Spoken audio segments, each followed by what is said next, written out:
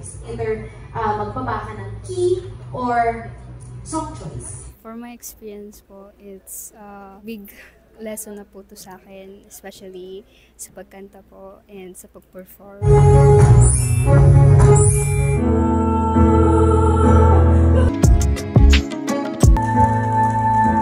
Meron lang part na nag-shake sa dulo, yung I love you, goodbye, yung you.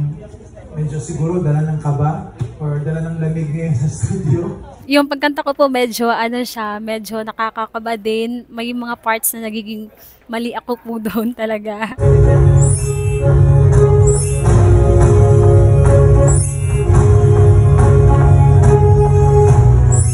Congratulations, Jonah! Ikaw ang hahamon sa kampiyon ngayon.